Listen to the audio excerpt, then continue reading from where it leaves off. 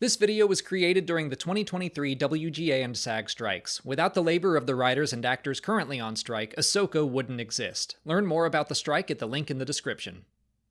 The Ahsoka series, unsurprisingly, has a ton of connections to Star Wars Rebels and other Star Wars stories. I usually wait until the end of a season to do a video like this, but there were so many in the premiere I wanted to shout them out, so here are all the Easter eggs or references I caught. This is the first on-screen Star Wars story to have a crawl at the start since The Rise of Skywalker. That's not subtle or anything, but I love that it even has 4 ellipses at the end instead of 3 like every other Star Wars crawl. Except for Return of the Jedi for some reason. Why do you have to be different, Episode 6? The Republic ship Baylan and Shin travel around in is an Eta-class shuttle first seen in the Clone Wars episode Grievous Intrigue. It was more commonly referred to as a Jedi Ambassador shuttle, which goes along with the villain's initial claim that they are Jedi. On the New Republic ship, we can see the blue security uniforms that were prominent in The Mandalorian, but also the brown and blue officer uniforms first seen in Return of the Jedi. In the hangar, I believe we can see some T-70 X-Wings. Those are the main starfighters of the Resistance in the sequel trilogy, but they were first developed as a successor to the T-65 X-Wings used by the Rebellion. But we do still see those flying around later on, so I guess they haven't been fully replaced yet. As Ahsoka enters the ruins on the planet Arcana, she throws her lightsabers into the floor and spins them in a circle. She uses that exact same move during a fight with her clone troopers during Order 66 in the Clone Wars. In the ruins, she discovers a map to Thrawn's location locked away by the Night Sisters of Dathomir. I don't know if this is an intentional reference, but it's similar to Cal Kestis finding a spherical device called the Astrium on Dathomir itself. Outside of the ruins, Ahsoka is confronted by several HK-87 assassin droids. That specific model first appeared in The Mandalorian Season 2, but the HK assassin line was first created for the Knights of the Old Republic character HK-47. Ahsoka is rescued from an explosion by Huyang, an old Jedi droid that helped younglings construct their first lightsabers in the Clone Wars series. He continues to be voiced by David Tennant. The New Republic contacts Ahsoka, who has the callsign Fulcrum. That was her codename as a rebel agent in Star Wars Rebels, which she first used in the novel Ahsoka by E.K. Johnston. She and Huyang travel the galaxy in a T-6 shuttle. It was also referred to as simply a Jedi shuttle, and was first seen in the Clone Wars episode Children of the Force. It's interesting that Baylan and Ahsoka, two characters who claim to no longer be Jedi, are both still flying around in Jedi ships. Ahsoka lands on Home 1, the rebel flagship that was first seen in Return of the Jedi as the command ship of Admiral Ackbar. It now serves the New Republic. On board, we can see several green-marked X-Wings, which I assume would be Green Squadron, which was led by Hera Syndulla in Star Wars Rebels.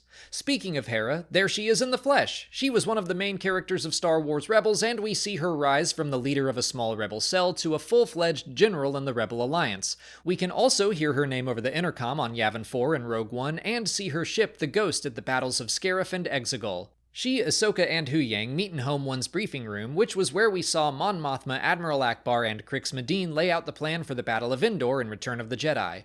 Hera claims Grand Admiral Thrawn was killed in the Battle of Lothal. That battle is central to the series finale of Star Wars Rebels, where we saw Jedi in training Ezra Bridger summon several Purrgil to attack Thrawn's fleet and teleport him to some unknown location. We learn in this episode that it's a completely different galaxy.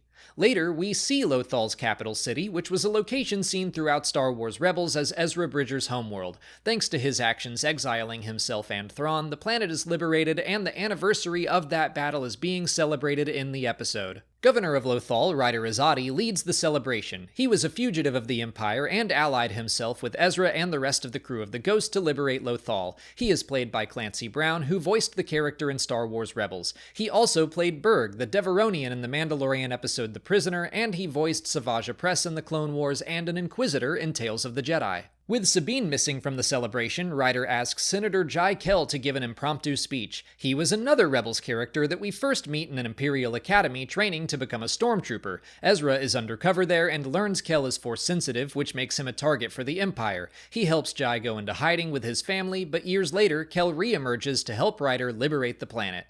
The monument for the Battle of Lothal features all of the main cast of characters from Star Wars Rebels and was first seen in the epilogue for the series. It was painted by Sabine. As she heads away from the capital city on a speeder bike, she is chased by 2 pilots in E-Wings. Those starfighters were first created for the Dark Empire comic series as a New Republic ship, so it's fitting to see them pop up again here. The pilots use Spectre call signs, which were also used by the crew of the Ghost while they were a small rebel cell on Lothal. The astromech droid in one of the pilot's ships is modeled after the original Kenner R2-D2 action figure. Sabine makes her home in an old communications tower, which is also where Ezra lived as an orphan before joining the crew of the Ghost. Inside, you can see Sabine's signature art style painted all over the walls. That's a habit she formed in the Ghost, where she decorated her bunk and even the bunks of her friends with colorful art pieces. You can see a painted Scout Trooper helmet that was often worn by Ezra throughout Star Wars Rebels. You can also see several unpainted helmets because when he was younger, Ezra enjoyed stealing and collecting every kind of Imperial helmet he could get his hands on. Sabine has a Lothcat as a companion. Those creatures were seen all over Lothal in Star Wars Rebels and often helped the crew of the Ghost in their missions, sometimes inadvertently and sometimes more mystically. Sabine watches a recording Ezra made for her just before he went missing. It's similar to the one we actually get to see in Star Wars Rebels that plays after his disappearance, but he makes it clear this new recording is different and for Sabine's eyes only to avoid confusion. Back on Arcana, we confirm that Morgan Elsbeth is a Night Sister, which has been a popular fan theory since she was introduced in The Mandalorian.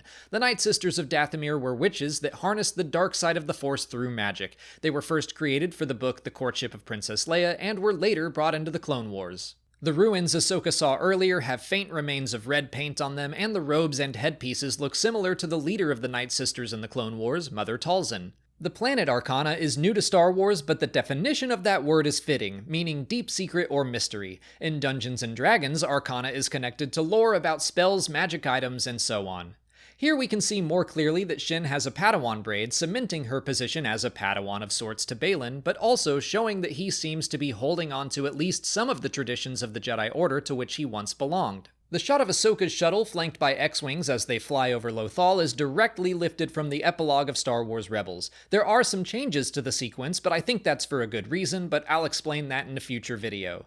Sabine comments that it's good to see Huyang in one piece, which I imagine is a reference to his appearances in the Clone Wars, where he is dismantled by pirates and then slowly reconstructed by Jedi younglings. He proudly claims to be 75% original parts, which isn't an Easter egg, but it's impressive, because he is about 25,000 years old. He was built shortly after the founding of the Jedi Order. In the Clone Wars, he shows younglings his catalog of every lightsaber that he helped build for the Jedi Order. He uses that database to find the identity of Baylan Skoll using his lightsaber.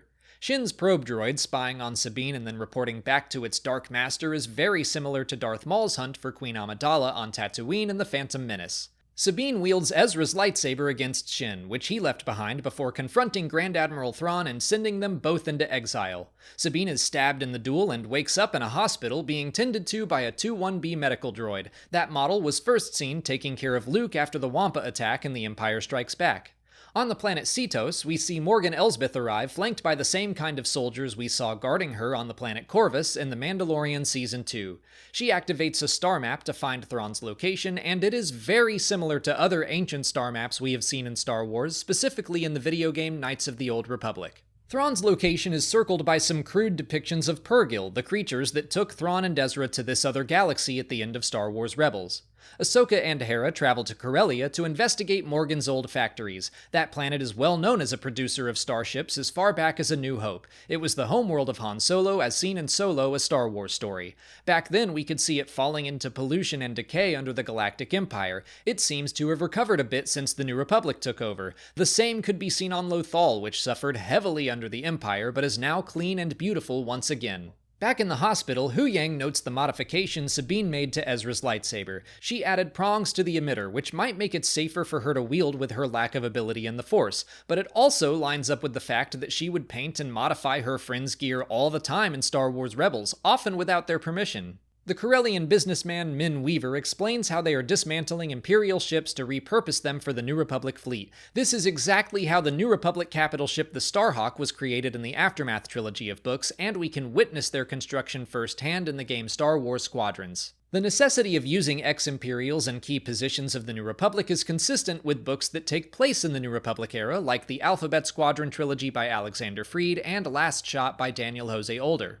Weaver lists off several droid types that work in his facility. One of them, the IW-37, was a loader droid first seen in Revenge of the Sith. Weaver shows off a hyperdrive that was taken from an Imperial SSD or Super Star Destroyer like the Executor from The Empire Strikes Back and Return of the Jedi.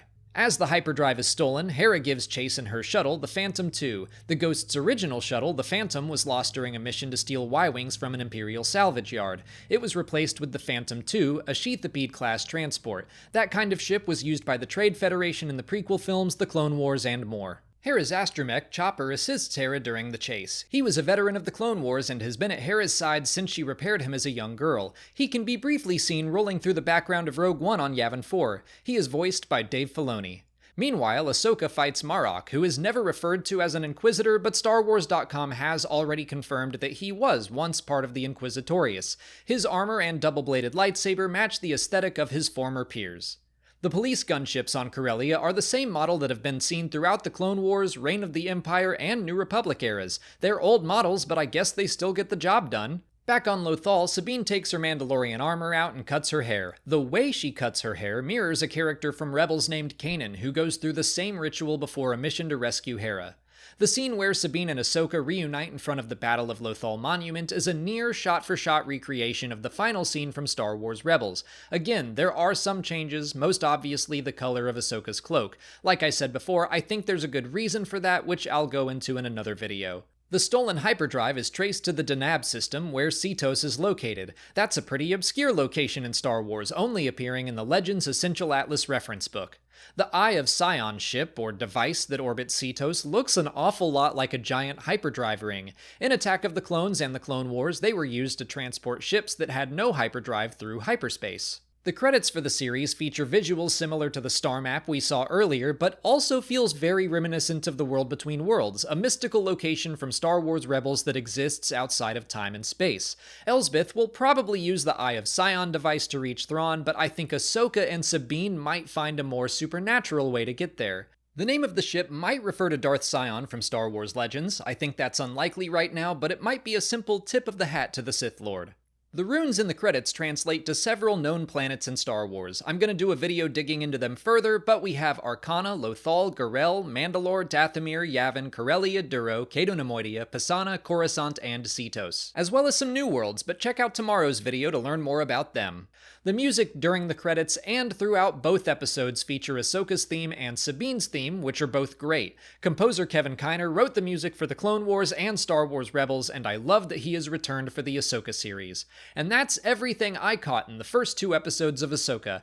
I bet I missed some things, so let me know what you found down in the comments. If you haven't already, please like this video, subscribe to the channel for our continuing Ahsoka coverage, follow us on our socials, and consider checking out our Patreon page for video reactions and audio commentaries for every episode as they release. As always, thanks for watching, and may the Force be with you.